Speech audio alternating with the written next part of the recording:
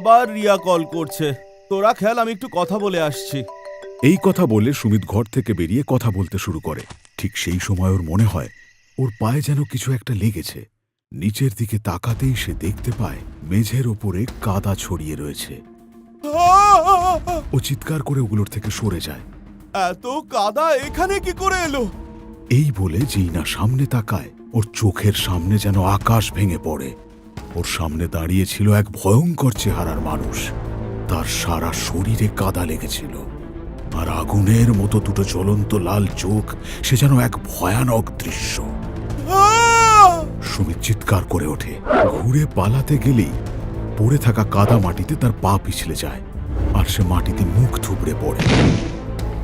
উঠে দাঁড়ানোর জন্য যেই না সে ঘোরে, অমনি সেই ভয়ানক মানুষ তার পা ধরে ফেলে আর তাকে টেনে নিয়ে যায়। তার কয়েক সেকেন্ড পর নিজে থেকেই সেই দরজাটা খোলে, আর সুমিতের ডেড বডি সেখানেই ধরাশায়ী হয়। ওর সারা শরীরে কাদা লেগেছিল, যা ওর চোখ, মুখ, নাক সব জায়গায় ঢুকে গেছিল। সুতপা বিচে বসে তখন ময়ূখের জন্য অপেক্ষা করছিল।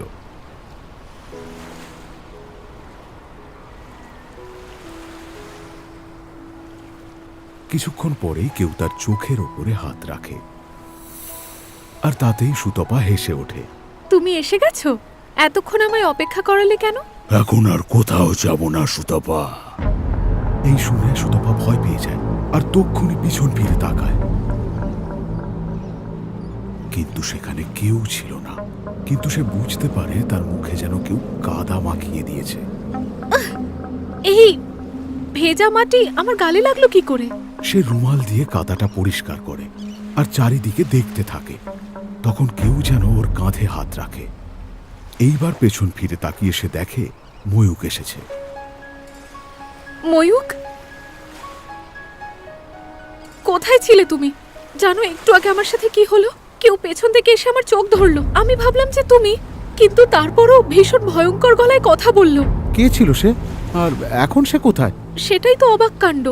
আমি যখন পেছন ফিরে তাকালাম তো কেউ ছিল না। এই কথা শুনে ময়ূক তেমন কিছু ভাবে না আর বলে নিশ্চয়ই মনের ভুল হবে।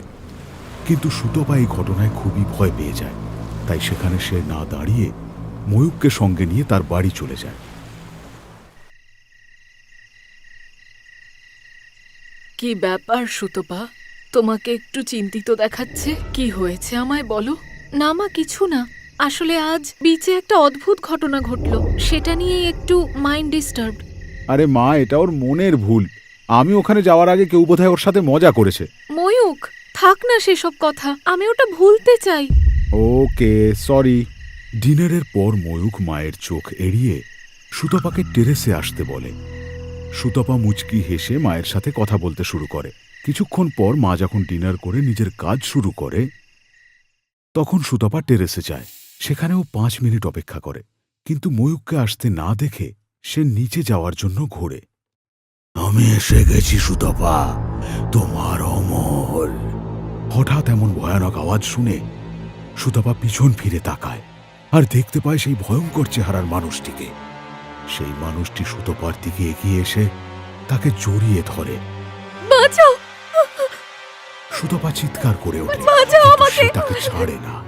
ওর শরীরের কাদা তখন সুতপার বাঁচাও! শরীরের উপরে যেন বাঁচাও পিঁপড়ের মতো আমাকে! চলে বেড়াচ্ছিল। যখন ময়ূক টেরেসে আসে,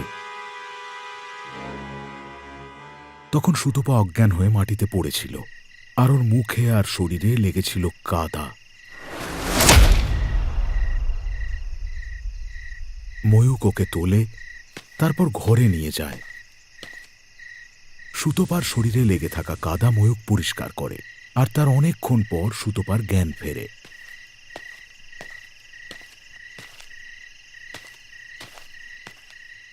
ময়ূক! ময়ূককে ডেকে সুতপা ওকে জড়িয়ে ধরে, আর তারপর সেই ভয়ানক ঘটনা ময়ূককে খুলে বলে। ও কি নাম বলেছে? অমল? আচ্ছা, তোমার কলেজে পড়া সেই অমল না তো? আমি জানি না, আমাদের হস্টেলে গিয়ে ওর রুমমেটের সাথে কথা বলতে হবে, হয়তো তাহলে কিছু জানা যাবে। ময়ূক আর সুতপা দুজনেই হস্টেলে যায়। সেখানে তাদের সাথে অমলের রুমমেট রিতেশের দেখা হয়। সুতপা, অমল তোমায় খুব ভালোবাসতো। কিন্তু এটা কি করে সম্ভব? আমি আর ও তো কখনো কথাও বলিনি। হয়তো তোমার মনে নেই, একদিন রকি এবং কিছু সিনিয়ররা মিলে ওকে খুব বিরক্ত করছিল। সেদিন তুমি ওর হয়ে কথা বলেছিলে এবং অমলকে বাঁচিয়ে সেদিন ক্লাসে পাঠিয়ে দিয়েছিলে। তোমার এই সাহসিকতা দেখে অমলের খুব ভালো লেগেছিল, আর তাই তো সেদিন থেকে তোমায় মনে প্রাণে চাইতো। কিন্তু ও আমাকে এটা কখনো বলেনি কেন? ও ঠিক করেছিল ভ্যালেন্টাইন্স ডেতেই তোমায় প্রপোজ করবে, কিন্তু সেই দিনই ওর আগেই ময়ূক তোমায় প্রপোজ করে বসেছিল। এসব দেখেই ও কাঁদতে কাঁদতে হোস্টেলে চলে আসে এবং আমাদের রুমমেট সুমিত যখন এই সব ঘটনা জানতে পারে তখন ওকে নিয়ে প্রচন্ড হাসি ঠাট্টা করেছিল। আরে বা মজনু, যে মেয়েটাকে তুই প্রপোজ করবি ভাবছিলি, ওকে তো ময়ূখ প্রপোজ করে দিল। अब तेरा क्या होगा रे कालिया? অমলের সেদিন প্রচন্ড রাগ হয়েছিল, তাই সে ফ্লাওয়ার ভাস উঠিয়ে সুমিতকে মারার জন্য এগিয়ে গেছিল। কিন্তু সুমিত অমলের হাত থেকে ফ্লাওয়ার ভাসটা কেড়ে নেয় এবং খুবই চেষ্টা করে ওকে বাধা দেওয়ার। তখনও অমল ধস্তাধস্তি করেই চলেছিল। এমন করতে করতে আচমকাই সুমিত ভুল করেই অমলের মাথায় ফ্লাওয়ার ভাস দিয়ে আঘাত করে ফেলে। মাথায় আঘাত লাগার পর ও মাথা ঘুরিয়ে একেবারে নিচে পড়ে যায় এবং মাথা দিয়ে অঝরে রক্ত পড়ছিল। আর সেই দিনই অমল সেখানেই মারা যায় এবং তারপরেই সুমিত আমাকে হুমকি দেয় যে যদি আমি এসব ঘটনা কাউকে বলি তাহলে ও আমাকে মার্ডার কেসে ফাঁসিয়ে দেবে। তারপরে ও যা আমাকে বলেছিল সেটাই আমি করেছিলাম। ও আর আমি মিলে তখন অমলের ডেড বডি হোস্টেলের পেছনের একটা মাঠে গিয়ে পুঁতে দিয়ে আসি। আমরা মনে করেছিলাম যে সেদিনই হয়তো এই ঘটনার অবসান ঘটেছে, কিন্তু বুঝতে পারছি না ও আবার কি করে ফিরে এলো। ও ফিরে এসে সবার প্রথমে সুমিতকে খুন করে। এখন ওর পরের নিশানা তোমরা দুজন। তবে আগে কাকে খুন করবে আমার জানা নেই। ওর লাশটা যদি দাহ করা হয় তাহলে হয়তো এগুলো থেমে যাবে। আমাদেরকে এক্ষুনি ওখানে নিয়ে চলো, যেখানে তোমরা ওকে পুঁতেছিলে। রিতেশ রাজি হয় আর ওদেরকে হস্টেলের পেছনে সেই জায়গাটায় নিয়ে যায় যেখানে ওরা অমলকে পুঁতে দিয়েছিল। তখনই সুতপা অনুভব করে কেউ পেছন থেকে ওর চুল টানছে, কিন্তু তাকে দেখা যাচ্ছে না। কে ওখানে? হঠাৎই সুতপা পড়ে যায়। কেউ যেন তাকে চুল ধরে জোরে টেনে নিয়ে যাচ্ছে। আরে এইসব হচ্ছেটা কি? সুতপা! ময়ূক ওর পিছু নিলেও সুতপা ততক্ষণে ওদের নাগালের বাইরে চলে যায়। ময়ূক, ওকে পিছু করে কোনো লাভ হবে না। এসো তাড়াতাড়ি ওর লাশটা বার করি এবং সেটাকে পুড়িয়ে খুনিয়ে এই ঘটনার অবসান ঘটাই। সুতপাকে নিয়ে ময়ূখের যত চিন্তাই হোক না কেন, এই মুহূর্তে ওর কাছে অন্য কোনো অপশনও ছিল না। সেই জন্য তখন সে রিতেশের সাথে মাটি খুঁড়তে শুরু করে। সুতপাকে যেন কেউ চুল ধরে অনেকটা টেনে নিয়ে যায় আর তারপর জঙ্গলের মাঝখানে এসে থামে। কে ওখানে? সামনে আসছো না কেন? সে দেখে সামনে থেকে এক ছায়া তার দিকে ধেয়ে আসছে, আর যখন সে সামনে আসে তখন বোঝা যায় যে সে অমলই ছিল। তার সারা শরীরে লেগে থাকা কাদা আর আগুনের মতো লাল চোখ দেখে সুতপা ভয়ে চিৎকার করে ওঠে। যেই না সুতপা পালাতে যাবে অমনি অমল ওকে ধরে ফেলে আর তক্ষুনি জড়িয়ে ধরে। সুতপা, তুমি শুধুই আমার। আজ রাতে আমি তোমাকে আমার সঙ্গে নিয়ে চলে যাব। না! কি বললে? তখনই সুতপাকে সে খুব জোরে ঠেলে দেয় আর সুতপা গিয়ে গাছে ধাক্কা খায়। অনেক কষ্টে নিজেকে সামলে সে দাঁড়ায় আর দেখে সেখানে কেউ নেই। তার জায়গায় সুতপার মাথায় লেগেছিল অনেকটা কাদা।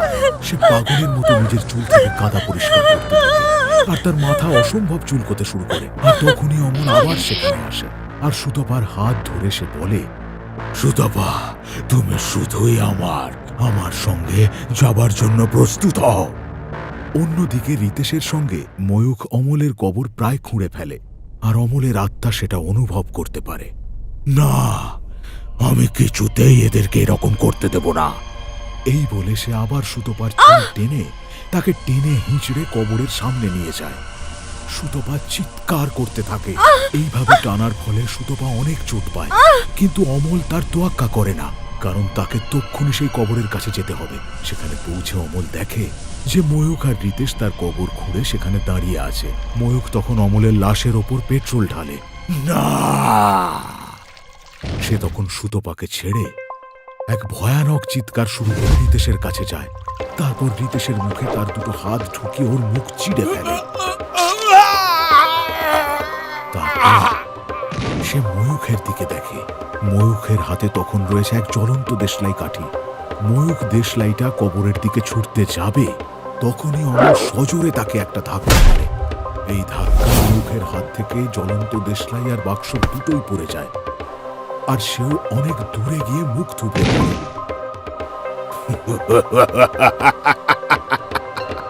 এবার তুইও মরবি ময়ূখ, তারপর আমি আমার সুতপাকে নিজের সঙ্গে নিয়ে যাব। এই বলে সে ময়ূখের দিকে হাঁটতে শুরু করে। সুযোগ বুঝে সুতপা দেশলাইটা নেয় আর খুব তাড়াতাড়ি সেটা ধরিয়ে ফেলে। অমল তখন ময়ূখের একদম কাছে পৌঁছে যায়। সে তার উপর ঝাঁপিয়ে পড়তে যাবে, এমন সময় বুঝতে পারে যে সুতপা দেশলাই চালিয়ে ফেলেছে। সে ঘুরে দাঁড়ায়। না, এরকম করো না! সে চিৎকার করে সুতপার দিকে এগিয়ে যায়, কিন্তু সুতপার এক মুহূর্ত দেরি না করে সেই জ্বলন্ত দেশলাই ছুঁড়ে মারে কবরে। সে তখন সুতপার খুবই কাছে, কিন্তু ততক্ষণে অনেক দেরি হয়ে যায়। অমলের লাশে ততক্ষণে আগুন ধরে যায়। অমল ছটফট করতে থাকে। এটা তুমি ঠিক করলে না। অমলের লাশের সাথে অমলের অস্তিত্ব পুড়ে ছাই হয়ে যায়, আর মুহূর্তের মধ্যে সে ধোঁয়া হয়ে আকাশে উবে যায়। তার শরীর ততক্ষণে পুড়ে ভস্ম হয়ে যায়। ময়ূখ অনেক কষ্টে সেখানে আসে, আর সুতপা দৌড়ে গিয়ে তাকে জড়িয়ে ধরে। দুজনেই তাকিয়ে থাকে অমলের জ্বলন্ত লাশের দিকে, আর তাদের মুখে ফুটে ওঠে আনন্দের এক অদ্ভুত ছাপ।